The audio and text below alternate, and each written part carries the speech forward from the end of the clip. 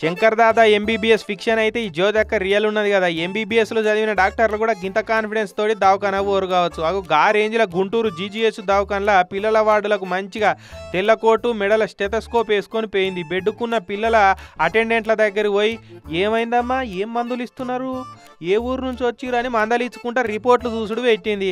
అబ్బో మేడం ఎవరో పెద్ద డాక్టర్ అమ్మ లెక్కనే ఉన్నదనుకొని పేషెంట్లు ఎంబడి ఉన్నోళ్ళు రిపోర్ట్లు చేతిలో పెట్టిర్రు. జ్యోతక్క ఎంబీబీఎస్ కాకుండా ఎంజీబీఎస్ కోర్సు చదివినట్టున్నది. ఇక కళ్ళద్దాలు సవరించుకొని రిపోర్ట్లు చూసి this is glycerin sandalwood bathing bar talcum syndrome అంటారమ్మా, తగ్గిపోతుంది అనుకుంటా సీనియర్ డాక్టర్లు రౌండ్లు కొట్టినట్టే కొట్టుకుంటా రిపోర్ట్లు చూసి చెప్పబట్టిందట.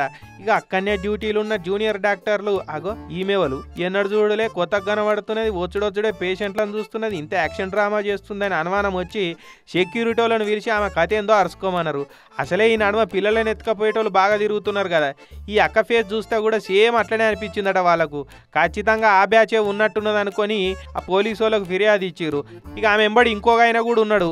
సెక్యూరిటీ వాళ్ళు ఇద్దరిని దొరకబట్టి ఎవలమ్మ నువ్వు, ఏడికెళ్ళి వచ్చినావు, ఏం పేరు నీది, ఏం కథ నీదని అడిగే లోపట్నే పోలీసు వాళ్ళు కూడా దవాఖానకు వచ్చిర్రు. ఇక అక్కను ఎంక్వైరీ చేస్తే